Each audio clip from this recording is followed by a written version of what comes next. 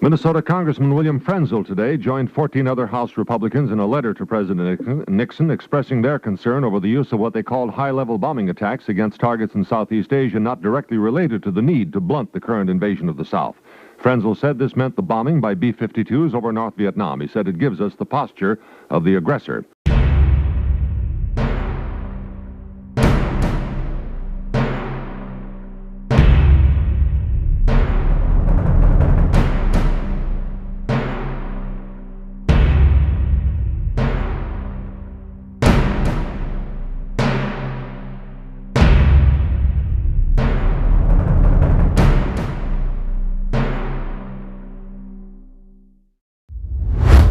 President Richard Nixon and National Security Advisor Henry Kissinger struggled to forge a peace between South Vietnam and the Communist forces of North Vietnam. As the U.S. presence in Vietnam diminishes, there is finally hope for an end to the war. 1972 is the year that the war in Vietnam experiences a false start towards peace. It is also the year an overwhelmed president begins his own fall from grace.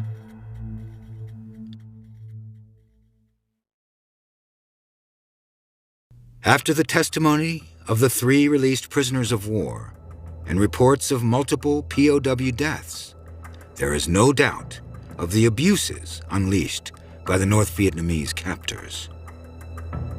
Intelligence indicates that Son Tay, a small camp 23 miles west of Hanoi, is holding approximately 55 POWs.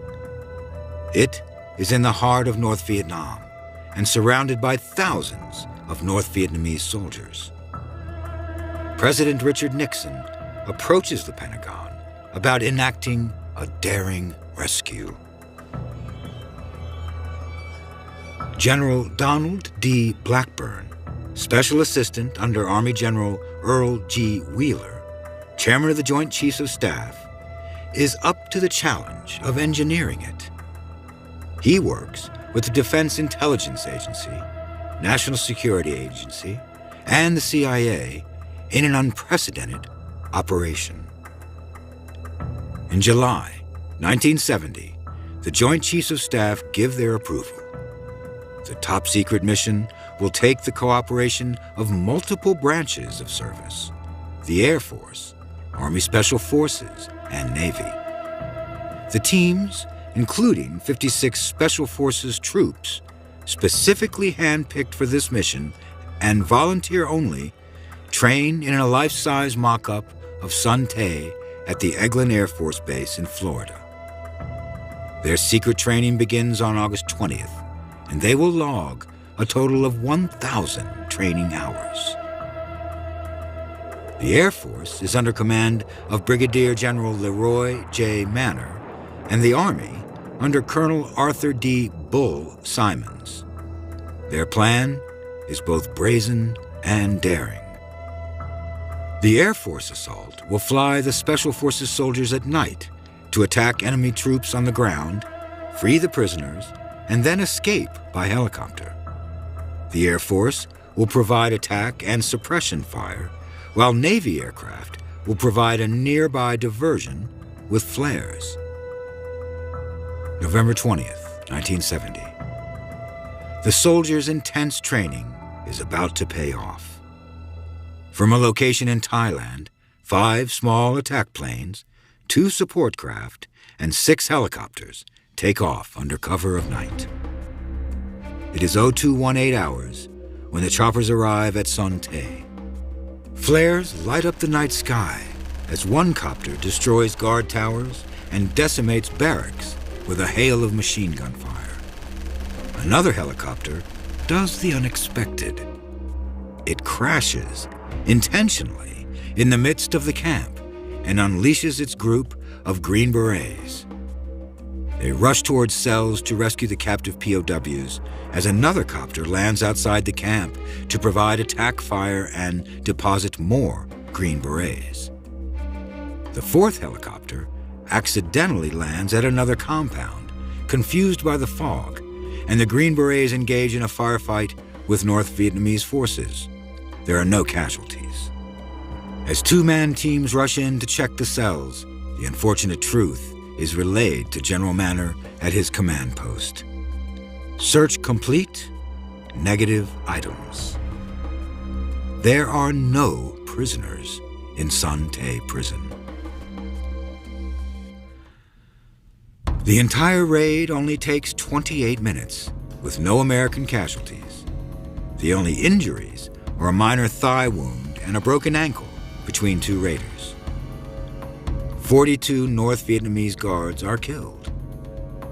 A North Vietnamese surface-to-air missile hits its mark and destroys an F-105.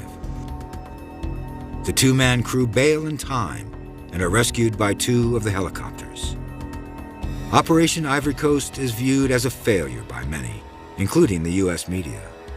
The intense preparation and training led to a strategically successful mission, with the weakness being in U.S. intelligence. Earlier, on October 3rd, reconnaissance detected a decline in activity. Photos had shown weeds growing in areas usually worn by POW foot traffic.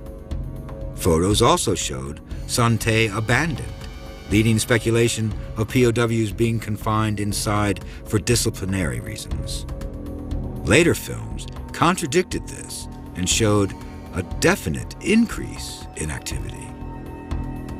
The fear from critics is that the failed rescue will push the North Vietnamese to further abuse, if not execute, their POWs. In fact, the effect is just the opposite. By forcing them to consolidate POW camps as a preemptive countermeasure, POWs are given better conditions.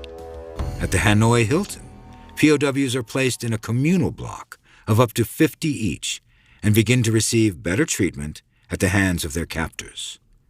In November 1970, the Army Special Forces raided a camp at Son Tay, about 20 miles west of Hanoi. And they went in there. We'd been evacuated a couple of months before due to a flood, and the monsoon came. They didn't want to fly any jets over the camp that they might tip a raid off.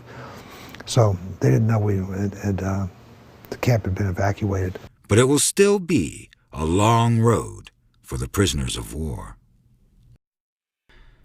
The Ho Chi Minh Trail. It runs the southwest of North Vietnam through Laos and into the western side of South Vietnam. It is the capillary through which the North Vietnamese feeds supplies to the Viet Cong. Since 1966, 100,000 tons of food, 630,000 men, 400,000 weapons, and 50,000 tons of ammunition have traversed the trail. With the communists no longer able to use Cambodia as a haven and port of shipping, where 70% of their supplies had come from, they are left with Laos off the Ho Chi Minh Trail. With Cambodia eliminated as a haven and resource, the U.S. in Saigon realizes now is the time to take Laos off the board, with American resources and troops still in Vietnam. Add to that an alarming increase in communist activity on the Ho Chi Minh Trail, indicating a planned North Vietnamese assault.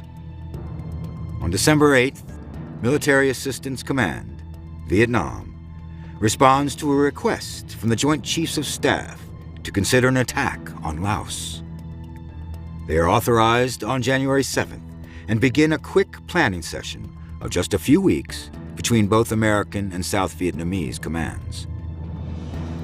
Generally speaking, I was not impressed with the ARVNs, the Army of Vietnam. They pretty much were relegated to patrolling in the flatlands, and the few times that when I was a slick pilot, the slicks were our assault helicopters that would take the troops out into the jungle, resupply them, and then extract them out of the jungle when they needed it.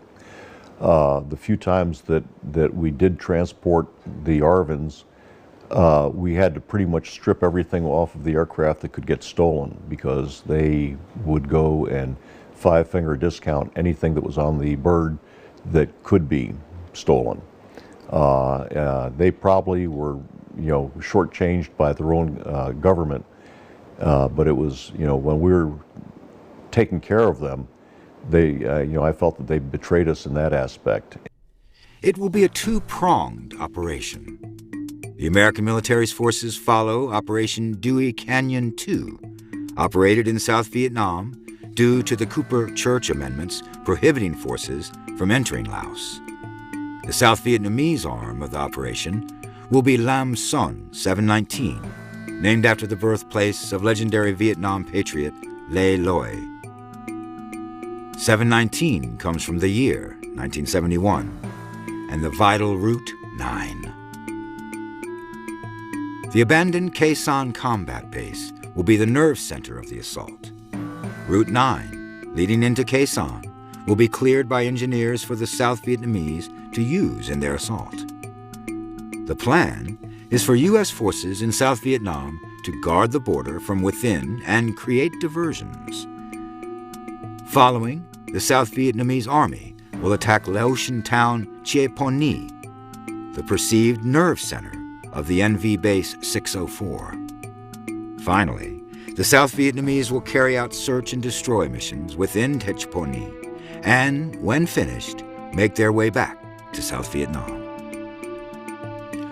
Skirting the Cooper Church, American artillery will provide support directly to the South Vietnam side of the Laotian border, while air support will be provided outside of the Khe Sanh base. Route 9 to Laos is secured to the Laotian border by February 5th, and a new airstrip is built and ready for operation by February 15th. Meanwhile, the 101st Airborne Division begin a feint attack away from Khe Sanh to distract North Vietnam's attention. North Vietnamese troops in Base Area 604 are estimated at 22,000. February 8th, 1970. It starts with a 4,000-man South Vietnamese Armor and Infantry Task Force moving west down Route 9 to Laos, undisturbed. Their northern flank is covered by airborne and ranger elements to the north. 2 ranger battalions are airlifted to LZs designated as early warning areas for North Vietnamese incursions. The 1st Infantry Division covers the southern flank of the advance in several LZs. It does not stay peaceful for long. American air support helicopters are fired upon by North Vietnamese artillery and machine gun positions. The poor conditions of Route 9 make it impossible for all but tracked vehicles to travel. The armored forces make it in to their objective on February 11th, establishing a fire base at A. Louis, 20 kilometers inside Laos on Route 9, where they established central command of the operation.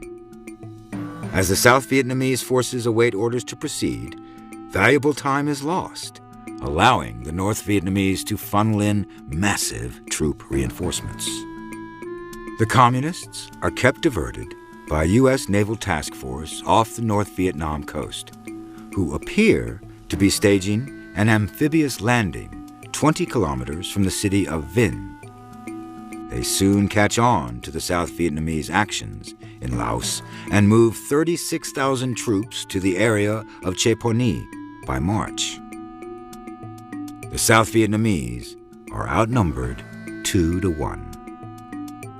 By February 18th, the NV forces start attacking the fire bases, first pounding them with long-range anti-aircraft artillery, and then finishing off the job with ground troops.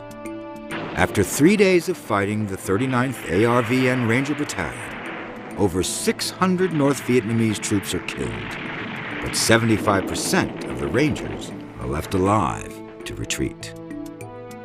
Meanwhile, South Vietnamese President Thieu and General Lam decide to divert operations immediately towards Chie Po Ni. Many believe that a victory in Chie Po Ni was Thieu's objective all along. It would be symbolic and boost his image for the upcoming elections. On March 3rd, elements of the 1st Division are heli-lifted to 2 fire bases and an LZ. The damage incurred on air battalions is catastrophic. 11 helicopters are shot down and another 44 damaged while carrying a single battalion. On March 6th, 276 UH-1 helicopters, protected by gunships and fighter jets, left 2 battalions from Khe Sanh to Che Ponni. It is the largest helicopter assault of the war. When the South Vietnamese forces arrive in Che Ponni, all they find are the bodies of North Vietnamese soldiers killed by airstrikes. As South Vietnamese forces beat a retreat, the North Vietnamese apply further pressure.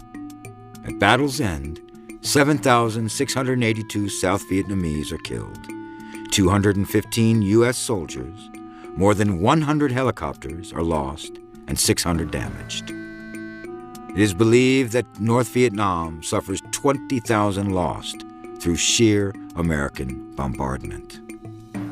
Perhaps the greatest enemy of the operation were the media, who stumbled on the story early and let word slip, as well as the insubordination within the South Vietnamese military. Still, Operation Lam Son 719 was a South Vietnamese operation conducted without American advisors and seen as a step towards Nixon's Vietnamization.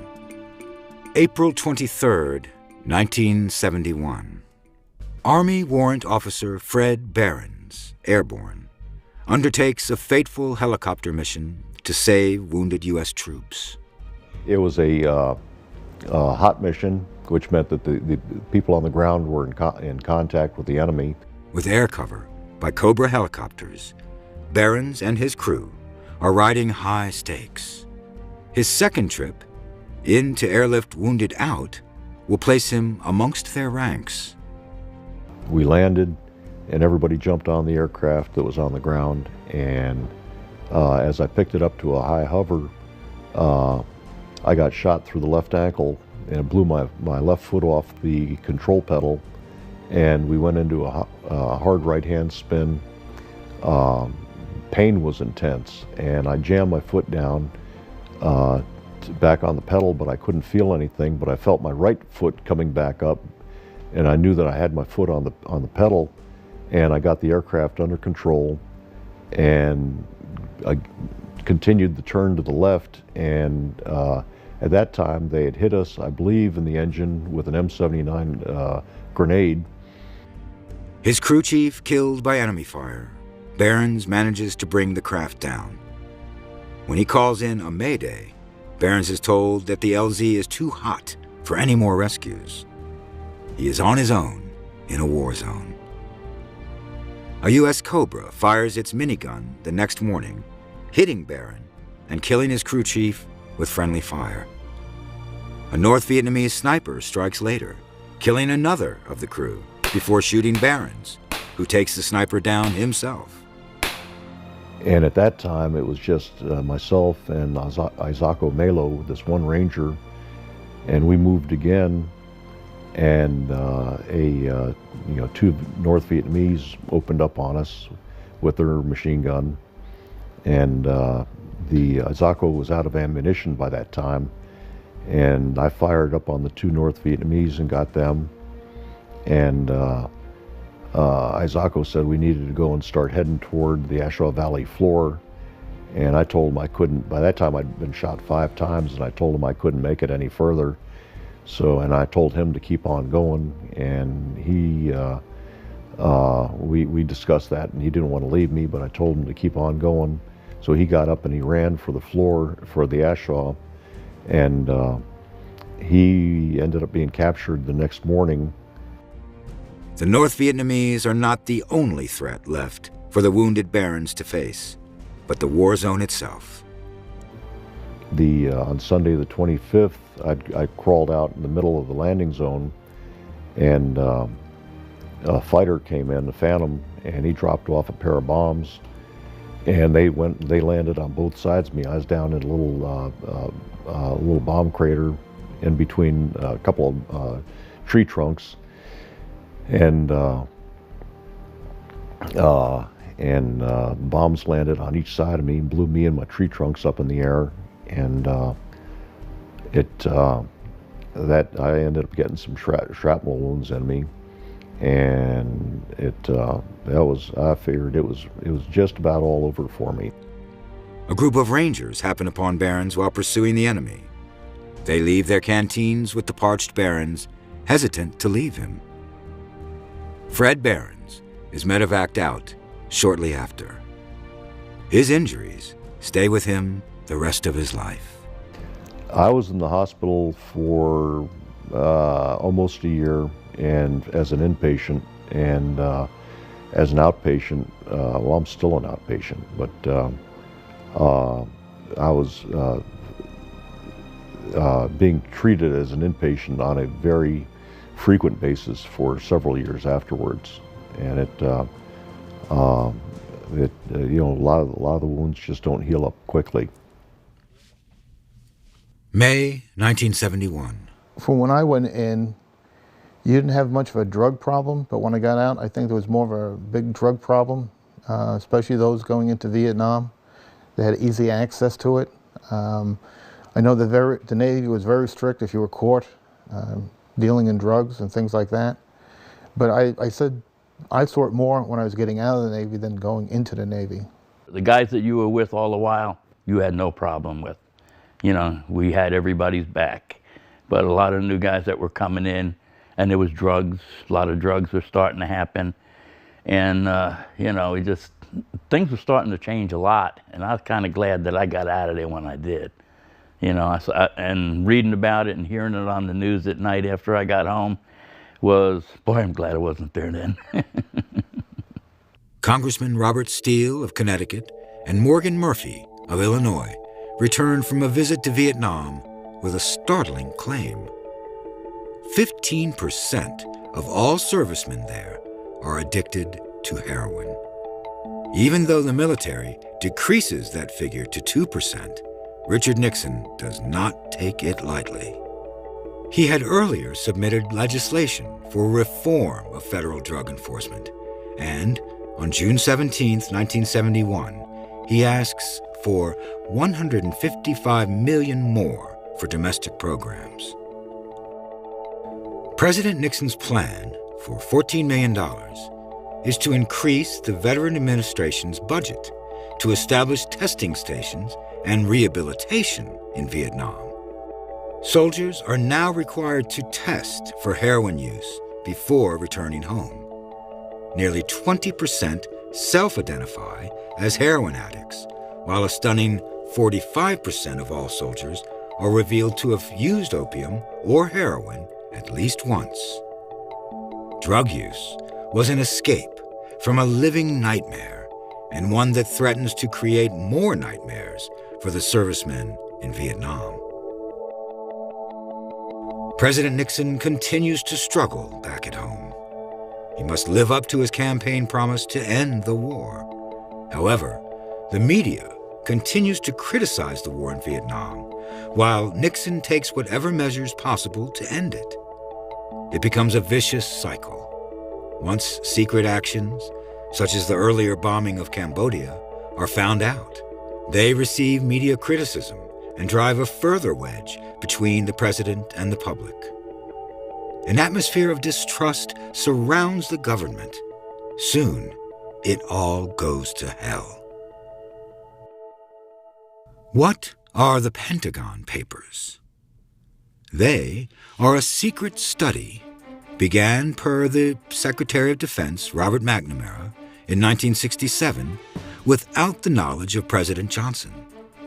Researched and written by academics, civilian employees, and military officers, the report of the Office of the Secretary of Defense Vietnam Task Force documents United States involvement in Vietnam from 1945 to 1967.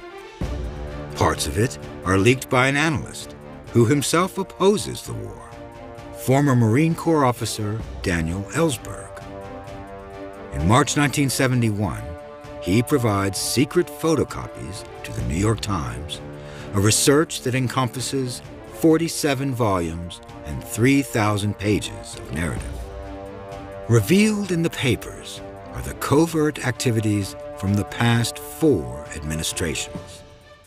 Truman's aid to the French against Viet Minh, Eisenhower's undermining of North Vietnam and helping Diem take over, Kennedy's elevation to making Vietnam a commitment and allowing the generals to overthrow and assassinate Diem. The real reason for the United States bombing of North Vietnam in 1965. It was an attempt to contain China and prevent them from organizing all Asian countries into a third world war. Also revealed is the government's planned provocation during the Johnson administration of North Vietnam to launch a major strike to justify American intervention. The Gulf of Tonkin had provided just that. The war in Vietnam appears planned from the start, with motivations different from those communicated to the American people. The U.S. Department of Justice gets a restraining order against publication after 3 installments have been printed. Both the Times and Washington Post take the matter to court, and on June 30th, win a 6-3 Supreme Court victory as the court recognizes the paper's First Amendment rights. Denied their legal victory, the Nixon administration charges Ellsberg and an apparent accomplice on criminal charges in 1973. Ellsberg surrenders himself to authorities, and a grand jury indicts him on stealing and holding secret documents. A mistrial is called, however, when it is revealed that a covert White House team called the Plumbers burglarized the office of Ellsberg's psychiatrist in September 1971. The 2 men, E. Howard Hunt and G. Gordon Liddy, will eventually lead to Nixon's downfall. Over in Paris, France, the preliminary peace talks between Henry Kissinger and North Vietnamese negotiator Lee Duc Tho are stalling. That is, around the conference table. Kissinger engages Tho in secretive peace talks of their own outside the boundaries of Paris. Nixon wants the war over, especially as he faces a re-election year. North Vietnam wants freedom to keep troops of their own in South Vietnam, as well as an end to the Americans' bombing. But North Vietnam is determined to gain more leverage in negotiations, and their method of taking it is unprecedented. March 20th, 1972.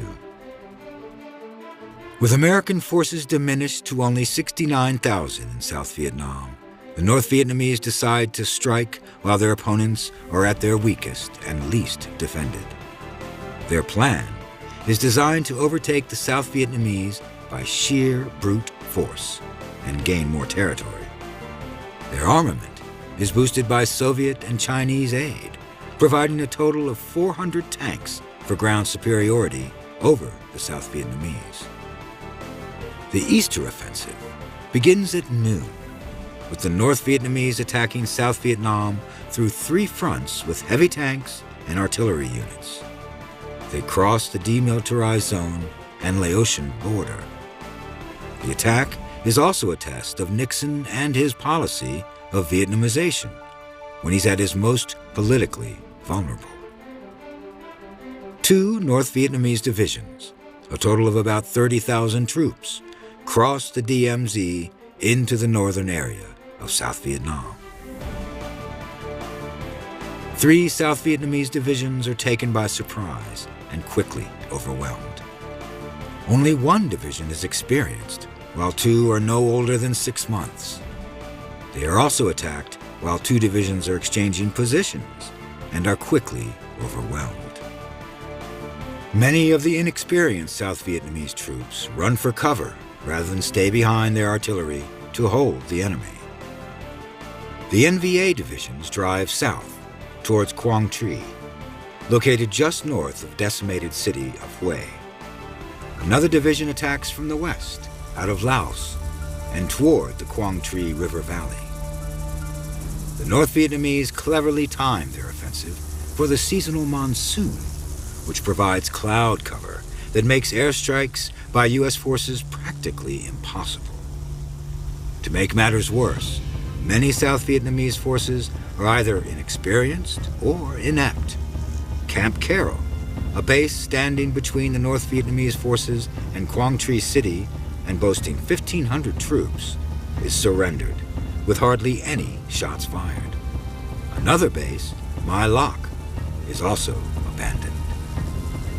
The South Vietnamese that do counterattack are unable to stop the North Vietnamese juggernaut from rolling over them or forcing them, along with civilians, to flee.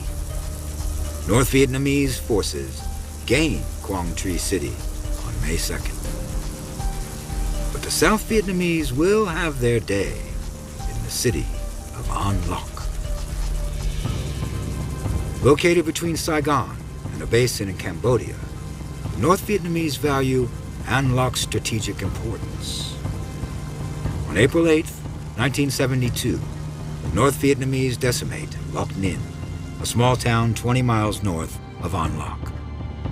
As over 35,000 troops converge on the city, South Vietnamese forces anticipate the invasion and, at about only 7,500 strong and cut off by enemy forces, know that they must make a stand. The North Vietnamese arrive on April 13th, but find themselves unable to break into the city, held at bay by the South Vietnamese. On April 19th, the U.S. Air Force is able to intervene with air support. When enemy forces push for an all-out assault on the city on May 11th, they face determined South Vietnamese troops, as well as bombing by several B-52s. Their final attempt is on May 12th, but that too is stopped as the South Vietnamese troopers now benefit from reinforcements. 66 days after it begins, on June 18th, the Battle of An Loc is over. For South Vietnam, it is a victory, and won through the intervention of American air power. Con Tum, in the central highlands of Vietnam, is also of strategic importance to the North Vietnamese. Taking the capital city will effectively let them cut South Vietnam in half. Defending Con Tum are two corps led by Lieutenant General No Dzu and the U.S. 2nd Regional Assistance Group led by civilian advisor Lieutenant Colonel John Paul Vann. Vann receives intelligence of an impending battle earlier in the year and has increased B-52 attacks in February and March, while Dzu gathers his ARVN forces for the coming doom. On April 23rd, in the midst of the Easter offensive, the North Vietnamese attack nearby Tan Can, protected by South Vietnam's 22nd Division. Enemy tanks and artillery are no match for the panicking 22nd. As the North Vietnamese tanks roll in on Tan Can in two columns the next day, the 900 support troops of the 22nd panic and start to flee. With no hope for an air extraction and most of the unit trapped in the base, it is chaotic. Much of this, as Lieutenant Colonel Vann notes when he arrives in Tan Can in his helicopter under heavy fire, is the lack of composure from the 22nd's Colonel Dot. Vann evacuates roughly 50 wounded and many civilians, and then does his best to rally the ground troops, who are becoming quickly overwhelmed by the invading forces. For this, as well as his directing airstrikes on enemy tank and anti-aircraft positions, Lieutenant Colonel Vann becomes the first civilian since World War II to be awarded the Distinguished Service Cross. The North Vietnamese continue on their way to Tan Can, and Vann fears for the army led by an already panicking Dzu. Vann relieves Dzu and takes control of the ARVN II Corps' force. Dzu is sent off to Saigon and replaced by Major Tuan. Also brought in is Colonel Ba and his experienced 23rd ARVN Division. On May 13th, enemy artillery and tanks attack Kontum from both the north and south. They are repelled by both M72 LAW missile launchers and TOW missiles. The light anti-tank weapon is a portable single-shot weapon to be disposed after firing its payload, a 66mm anti-tank missile. Weighing only 5.5 pounds, the LAW could withstand the elements as the rocket was sealed in the launch tube. It will prove itself crucial in Kontum. The North Vietnamese continue to attack, on and off, for the next 3 days. On May 16th, they are relentlessly bombed by a B-52, breaking their forward momentum. Van will direct 300 B-52 strikes through the course of the battle. Attacks keep coming over the next 2 weeks, culminating in the final battle for Kontum. May 26th, 1972. It is early morning. The North Vietnamese begin their attack on Kontum from the north with both tank and infantry. Air support from a Claw helicopter destroys 9 tanks, 2 machine guns, and a truck. The attack halts barely after sunrise. But as darkness falls, the North Vietnamese step up their game and attack once more. 2 B-52 strikes neutralize them. May 27th, 1962. The 44th Regiment awakened the next morning to find enemy tanks 50 yards from their bunker. There was, it seems, a flaw in the defensive perimeter. If the tanks make it further, they will invade Kontum and take the city. They are stopped by LAW missiles. The next day, the North Vietnamese manage to take over a number of buildings and bunkers in the city. They are, however, on their own as supplies are cut off by the Allies' air support. Beaten, the North Vietnamese begin a retreat by June 6th. What is left of their forces are cleaned out in a building-to-building sweep by South Vietnamese forces. On June 9th, the city of Kontum is declared fully secure. A tragic footnote involves Lieutenant Colonel Van. As he is carried in his helicopter from Victory that night, his pilot fails to see a stand of trees in the fog. Well, I worked the burn unit one time for a while, and we had 75 to 85% burns from chopper pilots who went down with their plane, with their choppers, and we would have to go in, mask, gown, gloves, etc. We'd take sterile water, we'd wash their bodies down. Then we'd take these big jars of what we called sulfamyelin, which was an antibiotic cream, put our hands in it and just literally ice down their bodies with this cream. At age 47, Lieutenant Colonel Van is killed in the resulting helicopter explosion. The chief pallbearer at his funeral is none other than General Westmoreland himself. President Nixon posthumously grants Lieutenant Colonel Van the Presidential Medal of Freedom.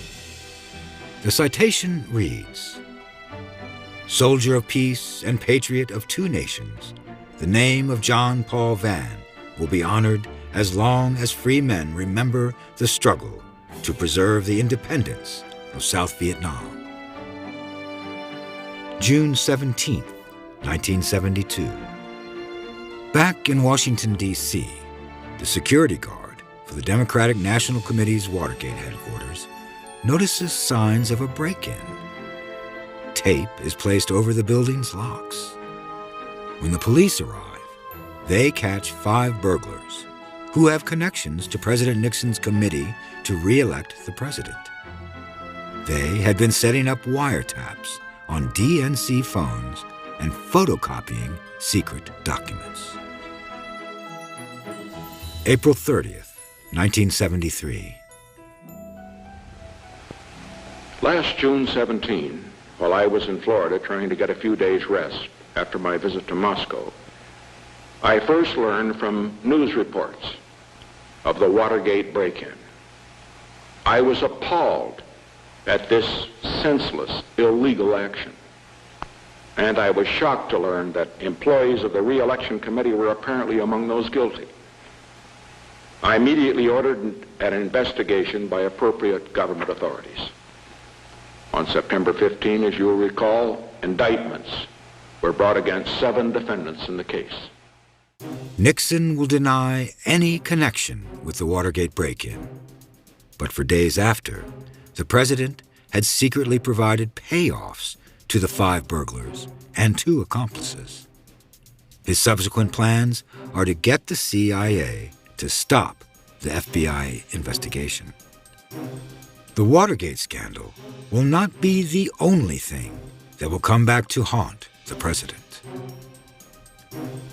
The nation is stunned when, in the June 19, 1972 edition of Newsweek, the magazine's Saigon bureau chief, Kevin Buckley, and Alexander Shimkin exposed the military operation Speedy Express from December 1968 to May 1969.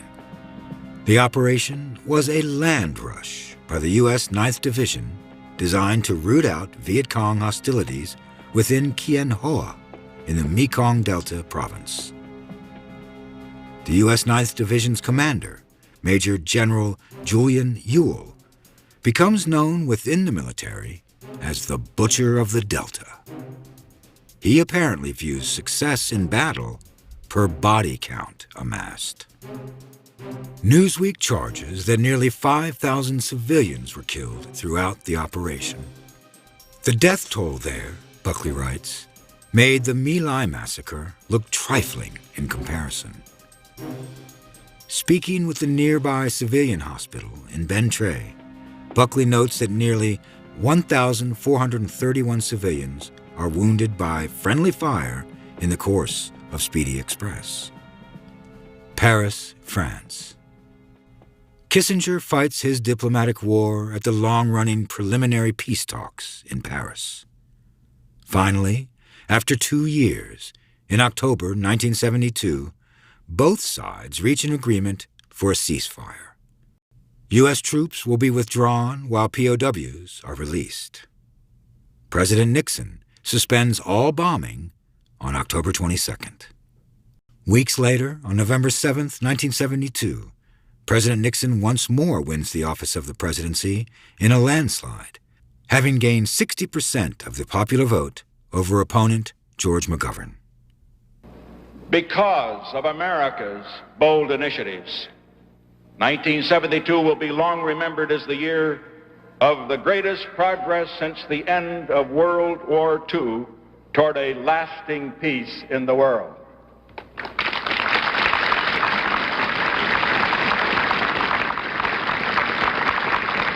The peace we seek in the world is not the flimsy peace, which is merely an interlude between wars. The Paris peace talks for ours have been going on since 1968. And, they'd say, they argued the size of the table, whatever, just dragging it out because they're still trying to take long enough to raise another crop of young men to go get killed. But the war is far from over. South Vietnam's leader, Nguyen Van Thieu, demands conditions for the treaty that sets negotiations back with Hanoi as talks end on December 13th. What's the future of the Paris peace talks? I think that the sort of discussions that have been going on in the Paris peace talks are not affected by such temporary ups and downs as the private peace talks. So I'm sure that Ministers Van Thuy and Ambassador Porter will find many subjects for mutual recrimination. Nixon, anxious to have the war over with, promises South Vietnam $1 billion in military equipment and a promise for U.S. intervention in the event of renewed aggression from North Vietnam. As for North Vietnam, they trade accusations and charges with the United States, leading to their rejection of peace and the president's frustration. Nixon will have to remind them of the firepower yielded by the United States and give them no choice but to negotiate. Nixon gives Hanoi 3 days to resume negotiations, along with a promise of grave consequences if not. Hanoi ignores the ultimatum, and they are about to face the president's wrath. And so starts Operation Linebacker 2, also known as the Christmas bombing. And it would have been real easy for us to go and fire up those B-52s and you know, laying waste to North Vietnam and laying, you know, mining the Haiphong Harbor all over again.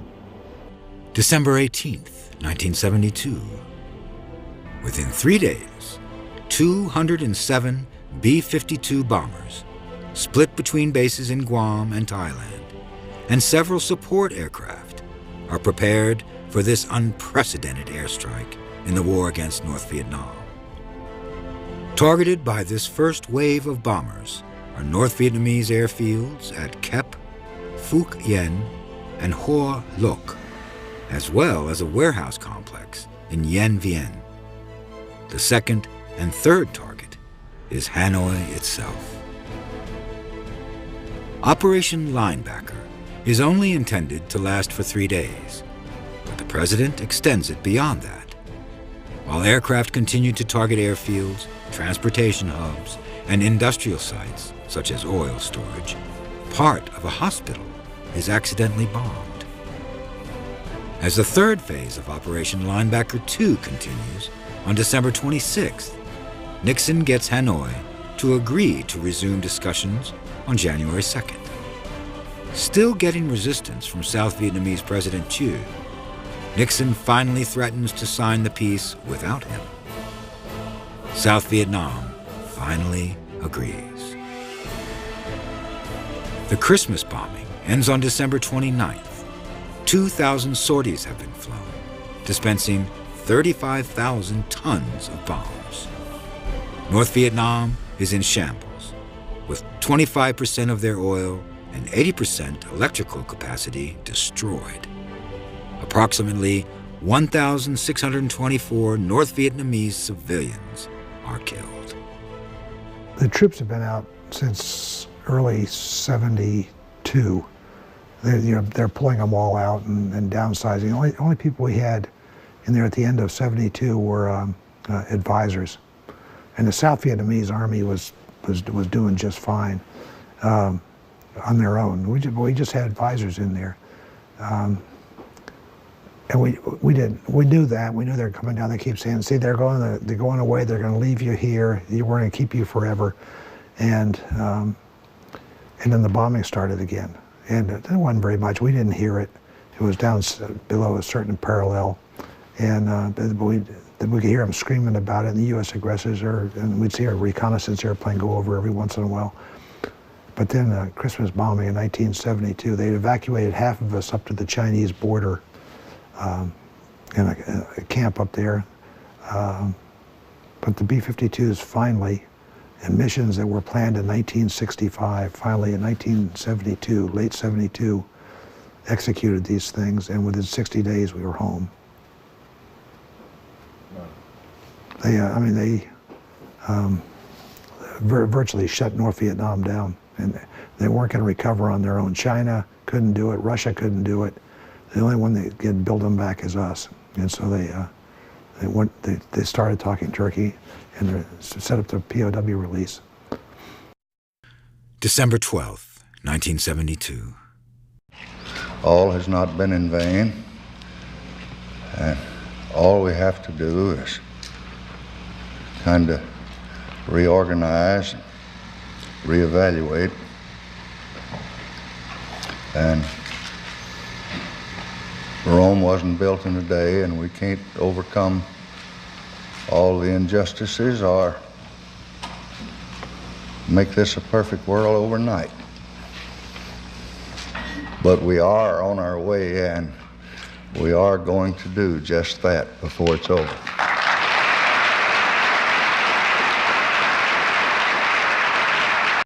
Upon leaving the presidency, Lyndon B. Johnson returned to his ranch home in Stonewall, Texas. In 1971, the Lyndon B. Johnson Public Library opens in Austin, Texas. Having suffered from heart problems the last few years, President Johnson has a massive heart attack on January 22, 1973. President Lyndon B. Johnson dies on January 22, 1973, at age 64. His death comes a month after that of former President Harry S. Truman, and a day before an historical event in the Vietnam War. January 23, 1973. Beaten by the Christmas bombing and already weakened by the Easter offensive, the North Vietnamese are in little position to refuse the October treaty that they'd earlier abandoned. North Vietnam and the United States signed the Paris Peace Accords on January 23, 1973. But the war in Vietnam is not over. Not over there, nor at home.